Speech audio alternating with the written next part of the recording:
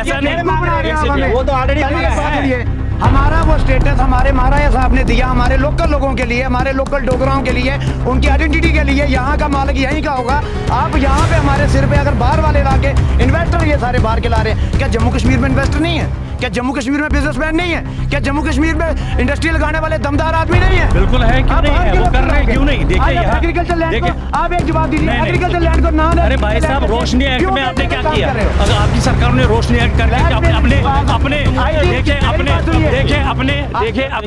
अपने लोगों को इन्होंने कब्जे बोल रहे हैं कि इनोसेंट लोगों को मारा जा रहा है। आप बताइए कहाँ इनोसेंट लोगों को? डेली जो है हमारी सिक्योरिटी फोर्सेस जो है इनको मार रही है। किनको? जो एंटी नेशनल जो आतंकवादी है, जो जिन्होंने यहाँ तहलका मचा रखा था, और उनकी यही जो पार्टीज, चाहे पीडीपी है, चाहे एनसीए है, चाहे कांग्रेस है, इन्होंने ही उनको पाला पोसा।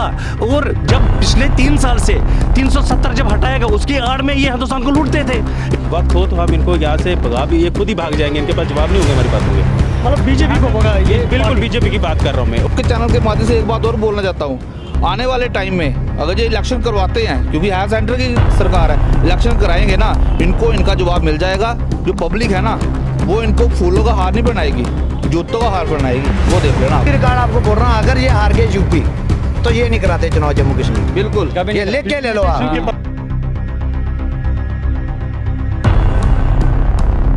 नाज़रीन आदाब, खबर उर्दू में आपका खैर मकदम है और मैं हूं आपका दोस्त आसिम मोहिद्दीन। जैसा कि आपने देखा होगा कि पिछले 3 सालों में जब से मरकज़ी सरकार ने जम्मू कश्मीर से दफ़ा 370 को हटाया, 35 को हटाया, उसके बाद यहाँ पर मरकज़ी सरकार डायरेक्टली यहाँ पर एलजी एडमिनिस्ट्रेशन के थ्रू रूल कर रही है। पूरा कंट्रोल मरकज़ी सरकार का इस वक्त जम्मू कश्मीर की यूनियन टेरिटरी पर है और उनका दावा है कि जम्मू कश्मीर के हालात जब से उन्होंने खुद अपने हाथ में लिए तब से बदल गए हैं। जम्मू कश्मीर विकास की इस वक्त दिशा में जा रहा है, यहाँ पर इन्वेस्टमेंट आ रही है, यहाँ पर जॉब अपॉर्चुनिटीज़ बढ़ रही है, यहाँ पर इंफ्रास्ट्रक्चर डेवलपमेंट जो वो बढ़ती ही जा रही है पिछले 3 सालों से। लेकिन इस पक्ष को बिल्कुल जो अपोजिशन की पार्टीज है, चाहे वो नेशनल कॉन्फ्रेंस हो, कांग्रेस हो, पीडीपी हो, बाकी तरह की जो पैंथर्स पार्टी हो, सारी नकार रही है और ये कह रही है कि बिल्कुल भी इस तरह के जो दावे किए जा रहे हैं इस वक्त बीजेपी के द्वारा सारे गलत साबित हो रहे हैं। तो यही चीज़ें सब जानने के लिए आज हमने सोचा कि आज एक खुली बहस हो जाए, सब लीडरान को यहाँ पर दावत दी जाए और उनको बता दिया जाए कि आखिर जम्मू कश्मीर में पिछले 3 सालों में क्या बदला है और आने वाले वक्त में क्या हो रहा है।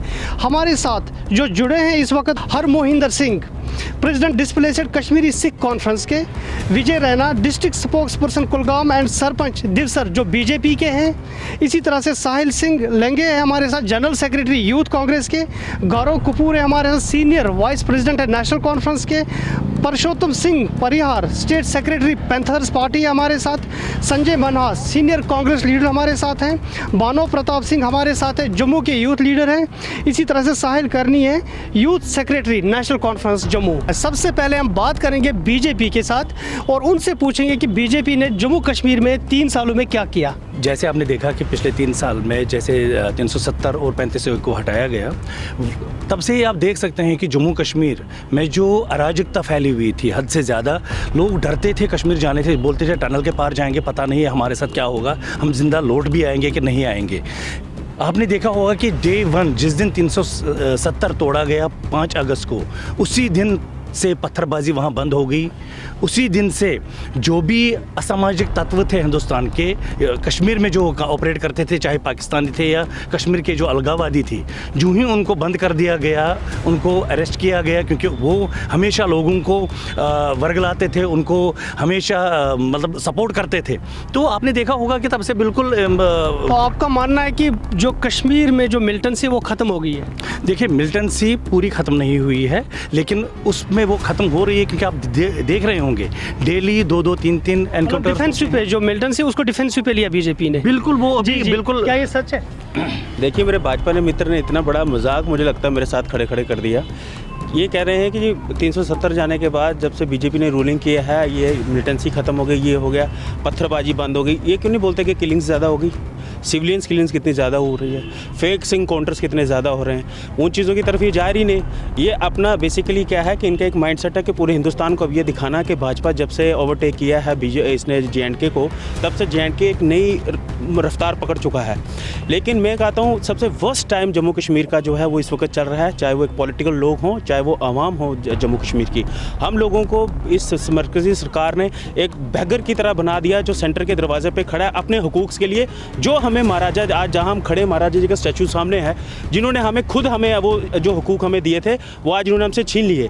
इतनी वर्स्ट कंडीशन करके ये कहते हैं, मैं तो बड़ी हंसी आ गई इनकी बात पे, ये कहते हैं कि ये सब कुछ खत्म हो गया, वो किलिंग खत्म, वो ये खत्म हो गया, वो खत्म हो गया। मतलब आपका मानना है कि बीजेपी झूठ बोल रही है? देखो इसमें आप जर्नलिस्ट हैं, मुझे लगता है आप लोग और अवाम ज़्यादा जानती है।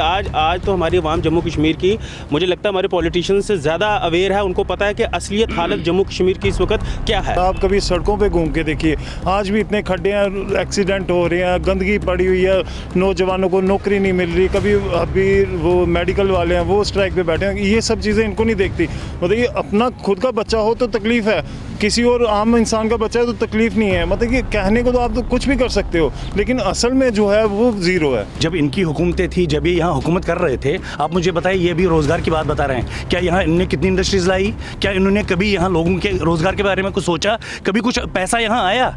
ये तो सिर्फ पत्थरबाजों को फीड कर रहे थे, उनको पैसे दे रहे थे, उनको जो माएँ थी उनके कोख उजाड़ रहे थे। ये बोल रहे हैं कि इनोसेंट लोगों को मारा जा रहा है। आप बताइए कहाँ इनोसेंट लोगों को? डेली जो है हमारी सिक्योरिटी फोर्सेस जो है इनको मार रही है। किनको? जो एंटी नेशनल जो आतंकवादी है, जिन्होंने यहाँ तहलका मचा रखा था, और उनकी यही जो पार्टी, चाहे PDP है, चाहे NC है, चाहे कांग्रेस है, इन्होंने ही उनको पाला पोसा। और जब पिछले 3 साल से 370 जब हटाया गया, उसकी आड़ में ये हिंदुस्तान को लूटते थे इन्होंने। जब आप बताइए किसको, इन्हीं के होते हुए आप बताइए कितने सारे, चाहे वो JK बैंक, एक मिनट, जो JK बैंक में कितने स्कैम्स हुए? जो लोगों को रिक्रूटमेंट हुई थी वो तो लिस्ट ही चेंज करते थे। MBBS में जो हमारे इंटेलिजेंट बच्चे थे, जो उनने पास किया था, वो लिस्ट ही चेंज कर दिया, अपने बच्चों को। इतने सीरियस इल्ज़ाम यहाँ पे दे रहे हैं। देखिए मेरी बात सुनिए, जो हिंदुस्तान के अंदर अनएम्प्लॉयमेंट रेट है 9%, जम्मू कश्मीर के अंदर इस वक्त 22%। आप यहाँ मुझे बताएं, आप ये कौन सी बातें कर रहे हैं? ये दूसरी बात ये कह रहे हैं कि इनके टाइम ये हुआ, इनके टाइम ये हुआ। ये भाजपा वाले नेशनल कॉन्फ्रेंस वालों को हिंदुस्तान का एक नेशनलिज्म मत सिखाएं। मैं आपको बड़ी पुरानी एक बात याद दिलाना चाहता हूँ, जहाँ से मैं आपको ये जवाब दूँ कि नेशनलिज्म जम्मू कश्मीर की नेशनल कॉन्फ्रेंस के हर एक अवाम, हर एक लीडर के अंदर है। जब हिंदुस्तान में हाईजैक हुआ था हमारा एयरलाइंस, नेशनल कॉन्फ्रेंस का चीफ मिनिस्टर फारूक साहब इस रियासत के चीफ मिनिस्टर थे। इन्होंने मरकज़ ने सेंटर में पाँव पकड़े थे उनके कि इनको छोड़ा जाए। अगर एक स्टैंड लिया था उस वक्त फारूक साहब ने लिया था कि हम इन लोगों को नहीं छोड़ेंगे। कि जम्मू कश्मीर का जो युवा है इस वक्त 60,000 डेली वेजेस जो नेशनल कॉन्फ्रेंस और कांग्रेस के टाइम के ऊपर जम्मू कश्मीर में नौकरी में थे, आज की डेट में वो 60 के 60 डेली वेजेस, 60,000 डेली वेजेस जो हैं वो सड़कों के ऊपर हैं। बीजेपी ने हमारे नौजवानों के साथ में खिलवाड़ कर रहे हैं इस वक्त तक, और कुछ नहीं कर रहे हुए हैं। भारतीय जनता पार्टी ने 370 तोड़ के जम्मू कश्मीर, खासकर जम्मू के लोगों के साथ और कश्मीर के लोगों के साथ इन्होंने बेड़ा गर्क करके रख दिया। इन्होंने बोला हमारी सरकार आते ही हम रोजगार देंगे, इन्होंने बोला हम बेरोजगारी हटाएंगे, इन्होंने बोला हम महंगाई का स्तर कम करेंगे। कहाँ किया? आज जम्मू कश्मीर पिछले 40 साल में इस निकम्मी सरकार ने रिकॉर्ड बना दिया है कि 21-23% आज हमारे जम्मू कश्मीर का जो रेट है वो नीचे हो चुका है। और ये सरकार आने वाले टाइम में हमारे लोगों को बोलते हैं कि हमारी सरकार आते, ये डिंडोरा क्या है जी, जम्मू कश्मीर को इन्होंने एक पॉलिटिकल एजेंडा बनाया हुआ है। जम्मू कश्मीर के बदौलत ये पूरे देश में सियासत करते हैं, अपनी रोटी सेकते हैं। जम्मू कश्मीर में ये शरेआम कत्लेआम चल रहे हैं कश्मीरी पंडितों के। ये किसके ऊपर ब्लेम जाता है? ये बोलते हैं 370 तोड़ने के बाद सब कुछ ठीक हो जाएगा, सब सामान्य स्थिति पे आ जाएगा, जम्मू के युवाओं को रोजगार मिलेगा। यहाँ के जो युवा हैं, जो जिन्होंने डिग्रियां की हैं, इंजीनियरिंग की है या ग्रेजुएशन की है, उन लोगों को इन्होंने उल्टा अपने दम पे जिन्होंने अपना रोजगार बनाया था उनका भी रोजगार इस सरकार ने छीना। आज ये बाहर के लोगों को जम्मू कश्मीर में, खासकर जम्मू में ये बांट रहे हैं। क्यों डाल रहे हैं जम्मू में? हमारे लोकल लोगों को ये ना रोजगार दे रहे हैं, बाहर के व्यापारियों को ला के यहाँ पे एग्रीकल्चर लैंड को नॉन एग्रीकल्चर लैंड करके ये बेचेंगे। इन निकम्मों को इसलिए खुद वोट दिए थे। और इनके अध्यक्ष रविंद्र रैना और नटंकीबाज और ऐसी छुटभैया हरकत करने वाले नेता जो हमेशा बोलते हैं कि पाकिस्तान की आड़ पे कांग्रेस चल रही है, इन निकम्मों को ये नहीं पता वो कांग्रेस वो पार्टी है जिसने 2 प्रधानमंत्री देश के लिए शहीद किए, जिनके चिथड़े उड़ गए थे। आज ये निकम्मे नेता हमें बोलेंगे। मैं तो आपको ये बात बताना चाहता हूँ कि जो बीजेपी है ना, उसने जम्मू के यूथ को अंधकार में डाल दिया है। एक तो आप देखेंगे तो बेरोजगारी हद से ज़्यादा हो गई है, और साथ में यहाँ पे सिर्फ खोखले वादे किए जाते हैं कि 370 उठेंगे, हम इनको यूटी बनाएंगे, यूटी बना के यहाँ पे रोज़गार लाएंगे। यूटी बना के पहले तो इन्होंने हमें डिग्रेड बना दिया। हमारी ये रियासत जब अंग्रेज़ों का टाइम था तब भी गुलामी थी, तब भी महाराजा हरि सिंह ने इस रियासत को आज़ाद रखा था, लेकिन इन्होंने बीजेपी वालों ने इस रियासत को यूटी बना के हमारा बेड़ा गर्क कर दिया।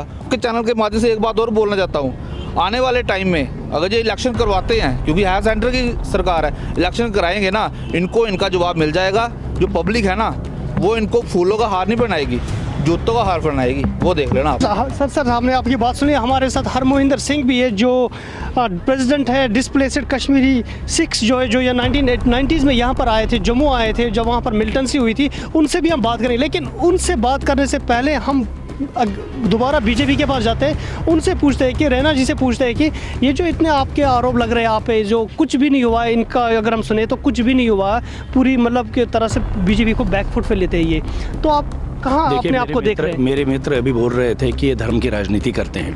देखिए, मैं सबसे पहले आपको बताना चाहता हूँ कि हमारा स्लोगन ये है, सबका साथ सबका विश्वास। और आपने देखा होगा कि जितनी भी स्कीम्स जो भी लोगों को मॉनेटरी बेनिफिट्स में, चाहे वो किसान हो, चाहे वो हमारी सोशल असिस्टेंस हो, या जो भी है, उसमें कहीं भी धर्म के हिसाब से हम नहीं देते हैं। जितने भी लोगों को, चाहे किसान हो, चाहे लेडीज़ हो, प्रेगनेंट लेडीज़ हैं, या ओल्ड एज पेंशन है, हर एक के अकाउंट में डायरेक्टली चला जाता है। वहाँ ये नहीं देखा जाता है कि मुसलमान है या हिंदू है। दूसरी बात मैं कहना चाहता हूँ इनको कि आप हमारे कश्मीर में देखिए कि कितने कश्मीर के मुसलमान जो मुस्लिम्स हैं वो बीजेपी में कैसे ज्वाइन हो रहे हैं। अगर ये हिंदू और मुसलमान की हम ऐसी बात करते तो फिर आप ये हमारे कश्मीर में मुसलमान लोग तिरंगा हाथ में लेके और बीजेपी का झंडा हाथ में लेके कैसे वो वहाँ रैलीज करते हैं और बीजेपी में आ रहे हैं। इवन जो इनकी पार्टी से बड़े बड़े नेता तो यहाँ से भाग के हमारे पास आ रहे हैं। तो उनसे पूछिए वजह क्या है कि आपकी पार्टी में ऐसा क्या है कि वो वहाँ से, जिसने 30-30 साल 35-35 साल इनकी पार्टीज़ में लगाए हैं, वो वहाँ से भाग के क्यों आ रहे हैं बीजेपी में? ये MOU साइन हुए हैं फॉरेन, अभी आपने UAE में देखा, हमारे LG साहब वहाँ गए, करोड़ों रुपए यहाँ आ रहा है। अब इसमें थोड़ा टाइम लगेगा, ये हम नहीं बोलेंगे कि रातों रात। अभी जैसे अभी स्मार्ट सिटी की बात बता रहे थे, स्मार्ट सिटी रातों रात तो नहीं होगी। आप देखिए डेवलपमेंट कितना हो रहा है। देखिए अपने जो लोग अपने बल पे बने थे, जम्मू कश्मीर एक वैसी रियासत थी जो महाराजा साहब के टाइम पे जिन्होंने बाकी स्टेट्स में काम कर रहे हैं, जम्मू कश्मीर के लोग आप लोगों ने छीनी। आपके नेता दफ्तर में महाराजा साहब की फोटो लगा के जम्मू कश्मीर में काम करने का हक है। ऐसा नहीं कि हम जम्मू में ही काम करेंगे। आने वाले युवाओं का, अपने आने वाले बच्चों का आप भविष्य खत्म कर रहे हो। दिल्ली में हम खत्म कर रहे हो भविष्य। हम दिल्ली में काम कर सकते हैं, बॉम्बे में काम कर। आपकी बात मैंने सुन ली ना, क्या बाहर के लोग यहाँ काम नहीं कर सकते? हिंदुस्तान पहले यहाँ 370 की वजह से रेस्ट्रिक्शन थी, यहाँ किसी को आने नहीं दिया जा रहा था। यहाँ हमारे बच्चे जब बाहर जा सकते हैं, बाहर के यहाँ भी रोजगार देखिए, हर एक की जो एफिशिएंसी है उसके हिसाब से मिलेगा। सर से हमने पहले बात कर ली। हरमोहिंदर सिंह, एक मिनट सर मैं आपसे भी बात करूंगा। एक काम करें, लेकिन जम्मू कश्मीर के लिए आपने क्या किया? जम्मू कश्मीर के लोगों को आपने बेचने का काम किया, जम्मू कश्मीर रियासत को आपने बेचने का काम किया, आपने डिमोलिश करने का काम किया, स्टेट को आपने यूटी में हम से बदल कर दिया। जब हालात ठीक हो जाएंगे, और वो गृह मंत्री माननीय अमित शाह जी ने पहले ही कहा है कि हम यहाँ का स्टेटस, जो स्टेट का स्टेटस है वो वापस मिलेगा, लेकिन उसका थोड़ा सा टाइम भी लगेगा। हालात ठीक होने दीजिए, सब कुछ हो जाएगा। ऐसा नहीं, वो तो ऑलरेडी हमारा वो स्टेटस हमारे महाराजा साहब ने दिया, हमारे लोकल लोगों के लिए, हमारे लोकल डोगराओं के लिए, उनकी आइडेंटिटी के लिए। यहाँ का मालिक यहीं का होगा। आप यहाँ पे हमारे सिर पे अगर बाहर वाले ला के इन्वेस्टर ये सारे बाहर के ला रहे हैं, क्या जम्मू कश्मीर में इन्वेस्टर नहीं है? क्या जम्मू कश्मीर में बिजनेसमैन नहीं है? क्या जम्मू कश्मीर में इंडस्ट्री लगाने वाले दमदार आदमी नहीं है? बिल्कुल है, क्यों नहीं है? वो कर रहे हैं, क्यों नहीं? देखिए यहाँ एग्रीकल्चर लैंड को आप एक जवाब दीजिए। एग्रीकल्चर लैंड को ना, अरे भाई साहब, रोशनी एक्ट में आपने क्या किया? अगर आपकी सरकार ने रोशनी एक्ट करके अपने लोगों को जिन्होंने कब्जे करवाए जमीनों पे, ऐसे लोगों से भी पूछिए। देखिए, एक चीज़ कहना चाहता हूँ, इन्होंने जो बातें की उसके सारे जवाब हैं। वक्त हो तो हम इनको यहाँ से भगा भी, ये खुद ही भाग जाएंगे, इनके पास जवाब नहीं होंगे हमारी बातों के। मतलब बीजेपी को भगा, ये बिल्कुल बीजेपी की बात कर रहा हूँ मैं। और है कौन है यहाँ पे? ये सब देखिए मेरी बात सुनिए, रोशनी आप रोशनी एक्ट की लेकिन बिल्कुल मैं आप- हाँ, बिल्कुल देखो, रोशनी एक्ट की आप बात करते हैं, रोशनी एक्ट तब तक था जब तक ये इलेक्शंस थे। जब इलेक्शंस खत्म हुए उसके बाद रोशनी एक्ट कहाँ चला गया, छू मंतर हो गया। भाजपा को कहीं ना कहीं ऐसा एक मंत्र चाहिए होता है जहाँ पे ये रिलीजियस वाइज लोगों को लड़ाएं सिर्फ इलेक्शंस के दौरान। इलेक्शंस में इन्होंने बड़े बड़े यहाँ बोला रोशनी एक्ट में ये हो गया वो हो गया, उसके बाद किसने नाम लिया। दूसरी बात मैं आपको एक चीज़ सबसे बड़ी बात कहना चाहूँगा, ये कहते हैं कि हमारे गवर्नर साहब यूएई गए, वहाँ से उन्होंने इन्वेस्टमेंट करवाई, ये कराई। आप कभी भी उस रियासत या उस मुल्क की डेवलपमेंट तब तक नहीं हो सकती, आप चाहे पूरे वर्ल्ड को लेके आए, जब तक वहाँ अमन और चैन नहीं होगा। जिस रियासत में डेली गोली चलती हो, डेली लोग मरते हों, सबसे पहले अगर कोई काम है वो करना है इस रियासत को शांत, पीस लाना। पीस होगा तो डेवलपमेंट। इसी चीज़ पे मैं आता हूँ कि पॉलिटिकल वायलेंस जो इस वक्त चल रही है कश्मीर में, उसकी वजह से वहाँ पर बहुत सारे लाखों लोग डिस्प्लेसेड भी हुए। हमारे साथ हरमोहिंदर सिंह जी है जो भी वहाँ पर डिस्प्लेसेड हुए 1990s में। उनसे पूछते हैं बीजेपी के आने के बाद आपको क्या फ़ायदा मिला। जब से मोदी सरकार आई 2014 में, इन्होंने बहुत लुभावने हमें सपने दिखाए थे और बड़ी चिकनी चुपटी बातें की थी कि इनको विस्थापितों को वापस कश्मीर में बसाया जाएगा, उनके लिए वहाँ क्वार्टर्स बनाए जाएंगे, उनको नौकरियां दी जाएंगी। लेकिन वह सिर्फ बातों में ही रहा, वो सिर्फ कागजों में ही रहा, लेकिन उसको इम्प्लीमेंट नहीं किया गया। अभी डिस्प्लेसेड है जी तो ये जो आपके सामने जो बोल रहे हैं बीजेपी से निराश है। बिल्कुल एग्जैक्टली। देखिए आज की डेट में 6000 फ्लैट्स कश्मीर में बन रहे हैं। ठीक है जी, कश्मीर में फ्लैट्स बन रहे हैं, कश्मीर में फ्लैट्स बन रहे हैं अलग अलग डिस्ट्रिक्टों में। जो यहाँ से कश्मीरी विस्थापित जो वहाँ नौकरी करने गए हैं, जो नौकरी करने गए हैं वहाँ, वो वहाँ नौकरी कर रहे हैं, उनके लिए फ्लैट्स बन रही है, उनकी कंस्ट्रक्शन चल रही है। और 2000 तकरीबन ये मैं कहना चाहता हूँ 1500 के आसपास लोग उनमें रह भी रहे हैं। लेकिन जो कंस्ट्रक्शन चल रही है जो 2022 है नवंबर तक, सभी जितने भी वहाँ अभी नौकरी कर रहे हैं उनको उनमें बसाया जाएगा, चाहे बारामूला हो, चाहे श्रीनगर हो, चाहे अनंतनाग हो, चाहे पुलवामा हो, चाहे शोपियां हो, चाहे कुलगाम है, ये चल रहा है। देखिए, ये 3000 जो नौकरियां दी गई थी, ये मनमोहन सिंह सरकार का बनाया हुआ प्लान प्रोग्राम है। टोटल अभी 6000 जो है हमारे कश्मीरी पंडित जो माइग्रेंट, सॉरी पंडित नहीं, उसमें सरदार भी है। 2014 के बाद कितने लोग गए? 6000 गए हैं सर। इन्होंने तो अनाउंस किया लेकिन बना कुछ नहीं पाए, ले नहीं पाए। ये कुछ गिने चुने 400-500 नौकरियां दे दी, वो गए थे लोग, मैं ये जो रियलिटी है वो है। लेकिन उसके बाद इन्होंने उसको इम्प्लीमेंट नहीं कर पाए, वो हमने इम्प्लीमेंट किया। अभी आप देखिए कितनी कंस्ट्रक्शन चल रही है वहाँ पर, और नौकरियाँ अभी हाल ही में 2000 बच्चे हमारे यहाँ से चले गए, अभी महीने 1.5 महीने पहले। इनकी बात नेशनल ये कि इन्होंने कहा था कि हर साल 2 करोड़ नौकरियां देंगे। ठीक है, 2 करोड़ नौकरी कहीं पे दिख ही नहीं रही। ठीक, और ये बातें करते हैं कि हम ईमानदारी से चलते हैं, करप्शन नहीं करते। इनके जितने ज़्यादा से ज़्यादा लीडर हैं ज़मीन के मसलों में कहीं ना कहीं उनके नाम आते हैं। रोशनी एक्ट पे बात करते हैं, तब तक बात ही करते हैं जब तक फारूक अब्दुल्ला, महबूबा मुफ्ती या उमर का नाम, जब इनके लोगों का नाम आता है तो ये चुप हो जाते हैं, फिर बात ही नहीं करते। टाइम में आप मुझे ये बताएं, कोई ऐसा डिपार्टमेंट बताएं। अब मैं कहता हूँ जो जिनकी जॉब्स नहीं लगी उनको तो आप छोड़ें, जो डिपार्टमेंट्स आप ऐसा बताएं जो आज के टाइम सड़कों पे नहीं है। बिजली डिपार्टमेंट सड़कों पे, पीएचई डिपार्टमेंट सड़कों के ऊपर, डेली वेजर्स सड़कों के ऊपर। हर एक इस वक्त जो जम्मू कश्मीर का बाशिंदा है वो इस वक्त इन लोगों ने, उनको जो महाराजा ने एक रियासत बनाई थी जिसमें हम सब लोगों को एक गुलदस्ते की तरह छोड़ा था, इन्होंने आज वो गुलदस्ता तो छोड़ो, नीचे हमारी जो मिट्टी थी उससे उखाड़ के हमें फर्श पे फेंक दिया। इतनी बुरी महाराजा की बात हो रही है। हम महाराजा हरि सिंह के स्टेचू के सामने इस वक्त खड़े हैं, तो महाराजा पे जो इस वक्त हो रही है सबसे बड़ी बात जो है, जो अपोजिशन है वो भी इसी में सियासत कर दिया है। आप देखिए शेख अब्दुल्ला ने क्या पॉलिटिक्स खेली। आप देखिए इनकी वजह से ही कश्मीर में ऐसी अराजकता फैली कि सरदारों को, नेशनलिस्ट मुसलमानों को, कश्मीरी पंडितों का तो 5000 का इतिहास इन्होंने खत्म कर दिया। ये तो खुद बैठ गए वहाँ लंदन में अपने ससुराल में, यहाँ तो इनने हम लोगों को तो इनने भगवान के हवाले छोड़ दिया। इनको मुझे लगता है थोड़ा सा इनको क्लियर करना चाहिए। ये मुझे लगता है जेल को लंदन बोलते हैं। शेख साहब 20 साल जम्मू कश्मीर की रियासत में जेल में में रहे 20 साल, ये उसको पता नहीं लंदन कैसे बोल रहे हैं, मुझे समझ नहीं आ रही। एक चीज एक चीज मैं फारुल्लाह की बात बता रहा हूँ, वो 90 में आप ये फारूक अब्दुल्ला की जहां तक बात करते हैं, 96 में जब जम्मू कश्मीर के हालात सबसे ज्यादा खराब थे ना, जब सेंटर की हुकूमत जम्मू कश्मीर के खासकर कश्मीर के लीडरों के पांव पकड़ती थी कि आओ जम्मू कश्मीर की रियासत को संभालो, उस वक्त मैं माफ करूं मुझे उसका नाम भी लेना पड़ रहा है, शबीर शाह, जिसको जो इस वक्त ये बहुत बड़ा एंटी नेशनल समझते हैं, ये हुर्रियत वाले, ये सेंटर की मरकज उस वक्त 96 में लोगों के दरवाजों पे गई थी कि आओ जम्मू कश्मीर की कमान संभालो, हमें दुनिया को दिखाना है कि जम्मू कश्मीर के अंदर भी डेमोक्रेसी है। लेकिन उस वक्त अगर कोई आगे आया तो वो फारूक साहब आए। ये फारूक साहब की मैंने आपको कहा, ये लोगों के पास सिर्फ बातें करने के लिए है, बातें इनसे जितनी मर्जी कराओ, ऑन रिकॉर्ड अगर आप देखो जम्मू कश्मीर को 70 साल से अभी तक हिंदुस्तान के साथ अगर जोड़ के रखा है, वो अब्दुल्ला फैमिली में जोड़ के रखा है। कांग्रेस, यूथ कांग्रेस हम पूछते हैं। मैं देखिए, मुझे 2 मिनट दीजिएगा प्लीज। आज भारतीय जनता पार्टी के यहाँ पे बड़े अच्छे कश्मीरी पंडित भाई हमारे बड़े सर हैं, हम इनके सीनियर हैं हमारे, आज ये बोल रहे हैं भारतीय जनता पार्टी कश्मीरी पंडितों को आज बसा रही है। सबको इन्होंने पूरे देश में ढिंढोरा पीटा कि हम कश्मीरी पंडितों को श्रीनगर में वापस घर दिलाएंगे, ये इनका एक मैनिफेस्टो में था।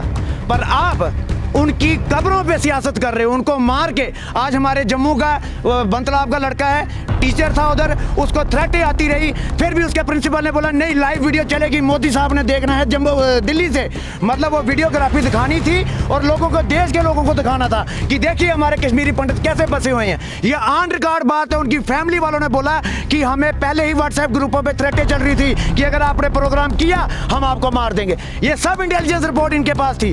उसके बाद भारतीय जनता पार्टी जब जम्मू कश्मीर में अपनी सरकार बनाती है तो पीडीपी के साथ बैकडोर जाके जो बोलते हैं 56 इंच का सीना दिखाएंगे, पाकिस्तान को हम ईंट का जवाब पत्थर से देंगे। उधर ही मरूम मुफ्ती साहब स्टेज पे खड़े होकर बोलते हैं कि आज जो ये सरकार बनी है मैं पाकिस्तान को मुबारकबाद देता हूं। उस टाइम पे कहां थे इनके गृह मंत्री? पाकिस्तान का नाम देख के तो ये लोगों को ऐसे चीर फाड़ करा देते हैं कि भाई हम मार के आ गए हैं उनको। ये स्टेज पे खड़े होकर मरूम मुफ्ती साहब ने बोला कि मैं पाकिस्तान का शुक्रगुजार हूं जो इलेक्शन हुई रियासत में सरकार बनी। तब कहां थे आपके गृह मंत्री? उधर ही बैठे थे जो पाकिस्तान को 56 इंच का सीना दिखाते हैं। उसके बाद जब इन्होंने सरकार बनाई 2014 में जम्मू कश्मीर में, इन्होंने सबसे बड़ा काम इन्होंने इधर क्या, दिल्ली में ही सबसे बड़ा काम क्या किया है, जो सरकारी दफ्तर हैं, जो सरकारी जहां पे लोग काम करते हैं, आप रेलवे ले लो, उसको बेचने का काम कर दिया। किसान, ये जो हमारे जो सरदार भाई बैठे थे जिन्होंने दम दिखाया, 3% है, पर इन्होंने सरकार एंकर सरकार के गोटे टका के रख दिए नीचे, क्योंकि उनको पता था ये लॉ आने वाले टाइम पे हमारे बच्चों के हक में नहीं है, हमारे बच्चे भूखे मरेंगे। उन्होंने लड़ाई लड़ी, 700 किसान शहीद भी हुआ, तब भी ये सरकार उनको आज आके बोलती है कि हम आपको तोहफा दे रहे हैं। भारतीय जनता पार्टी जो है वो सिर्फ और सिर्फ जात पात लड़की लड़ाई लड़ती है, हिंदू मुस्लिम। आप भी तो जात पात, पैंथर्स पार्टी तो खुद जात पात कर रही है कश्मीर में आके। आप कश्मीरी को नहीं, आप कश्मीरी के खिलाफ नहीं बोलते यहाँ पर। मैं वही बात दे रहा हूँ, आप मेरी बात सुनिए। मैं ये कहता हूँ कि भारतीय जनता पार्टी को अगर ये बैन लगा दिया जाए ना, हिंदू मुस्लिम नहीं, हिंदू मुस्लिम पैंथर्स पार्टी भी कर रही है। हिंदू मुस्लिम पैंथर्स पार्टी एक सेकुलर पार्टी है। नहीं, मुझे पता है, मैं आपको 10 स्टेटमेंट अभी दिखा सकता हूँ। आप कश्मीरी के खिलाफ नहीं बोल रहे? बिल्कुल नहीं बोल रहे। हम अभी बिल्कुल कश्मीर पंडितों के खिलाफ भी उन्होंने अभी आपने जो प्रेस कॉन्फ्रेंस दे दी, आपके प्रेसिडेंट ने जो अभी प्रेस कॉन्फ्रेंस दे दी कुछ दिन पहले डिलिमिटेशन पे, मैं आपको जो बोल रहा था, पहले आप मेरी बात सुनिए ना। हम ये बोल रहे हैं, हाँ, हम कश्मीरी पंडितों या कश्मीरी के खिलाफ नहीं बोल रहे हैं। हम ये बोल रहे हैं कि जम्मू के साथ जो भारतीय जनता पार्टी इंसाफ नहीं कर पाई है उसको इंसाफ करो। आप जो बात कर रहे हैं, मैं सुनो मेरी बात, आप जो बात कर रहे हैं डीलिमिटेशन की बात कर रहे हैं, हम ये कह रहे हैं कि 90 सीटों की डीलिमिटेशन थी, उसमें हम ये कह रहे हैं कि बराबर का हिस्सा जम्मू को और कश्मीर को मिलना चाहिए। अगर उसको आप डिवाइड करेंगे 2 में, जम्मू और कश्मीर को, 45 जम्मू को और 45 कश्मीर को, ठीक है ना? थोड़ी ऐसे होता है, मेरी कोई लॉजिक है क्या? कैसे जो आप पॉपुलेशन है, पैरामीटर से सब कुछ है। ये जम्मू जो था ये डिजर्व करता था। आप देखिए पैरामीटर्स को देख ले, आप जम्मू कुछ भी डिजर्व करता है, लेकिन कश्मीर को लेके आपने क्यों बोला कि कश्मीर को ये क्यों देना है? आप देखिए आपने क्यों उस वक्त कहा कश्मीर को, आप देखिए कश्मीर को पॉपुलेशन वाइज, आप एरिया वाइज देखिए तो जम्मू का जो हिस्सा था वो हालांकि ज्यादा बनता था, अगर आप उस हिसाब से देखेंगे ज्यादा बढ़ता। हम ये कहते हैं कि कश्मीर को, हम कश्मीर के खिलाफ नहीं है, हम ये कहते हैं कि कश्मीर को भी दीजिए, नहीं, बताइए लेकिन कब- बराबरी बताइए कब- बराबरी बराबरी अगर आप उस हिसाब से क्राइटेरिया वाइज आप देखेंगे, क्राइटेरिया के हिसाब से देखेंगे तो जम्मू का जो हिस्सा वो ज्यादा बनता है, लेकिन ज्यादा तो कहाँ, लेकिन भारतीय जनता पार्टी जो है वो बराबर भी नहीं दिला पाई। ये 7 सीटों की डिलिमिटेशन नहीं थी, ये 90 सीटों की डिलिमिटेशन थी। 90 सीटों में उसमें अगर बराबर भी होता तो 45 सीटों के हकदार हम थे जम्मू वाले और 45 के कश्मीर वाले। इन्होंने फिर भी हमें 43 सीटें और कश्मीर को 47 सीटें। लेकिन आप ये देखेंगे, हम ये कहना, मैं आपको जो कह रहा था आपने मेरी बात ध्यान से नहीं सुनी नहीं, मैं सुन रहा हूँ, आप बताइए। कि अगर भारतीय जनता पार्टी को कि ये बैन किया जाए हिंदू मुस्लिम और हिंदुस्तान पाकिस्तान, भारतीय जनता पार्टी के पास बोलने के लिए कुछ भी नहीं बचेगा, क्योंकि भारतीय जनता पार्टी जो जमीन पे कुछ भी डिलीवर नहीं कर पाई है, नंबर 1। और नंबर 2, दंगा फसाद जो हुए हैं भारतीय जनता पार्टी के राज में, जहां भी आप देखेंगे, आप ये देखिए कि जब भी यहाँ पे, अब मैं आपको बात कर रहा था कि 4 दिन पहले की बात कर रहा था यहाँ पंजाब की 2008 में जो आप सुनिए ना, आप सुनिए। 2008 में जो उसमें मैं क्या आपका आपको कांग्रेस बात पार्टी का कर क्या रहा रोल था, आप पहले मेरी बात सुनिए जो मैं आपको समझा रहा हूँ। अभी 4 दिन पहले की मॉरल राइट उसी का बन रहा है, सेक्युलरिज्म का, जो उस पर अमल करे, जो यहाँ पर एक बात करे कश्मीर में दूसरी बात करे, उसका तो नहीं बन रहा है ना? बिल्कुल, मेरी चाहे बात वो कश्मीर से हो चाहे वो जम्मू से हो। देखिए, हम ये कहते हैं कि बराबरी का हिस्सा होना चाहिए, बराबरी का हिस्सा।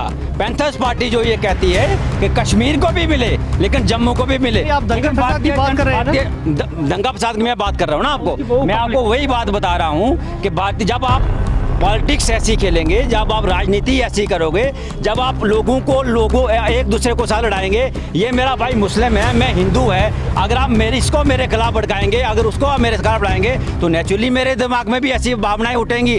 भारतीय जनता पार्टी जो है ना, मतलब आप बीजेपी को फॉलो कर रहे हैं? मैं, मेरी बात सुनिए, हम मेरी बात, हम फॉलो वाली बात, अगर वो गलत करे आप भी करेंगे? बिल्कुल नहीं करेंगे। हम ये कहते हैं कि भारतीय जनता पार्टी को हमारी जो लड़ाई है, ये हिंदू मुस्लिम सिख ईसाई हिंदुस्तान पाकिस्तान की लड़ाई नहीं है।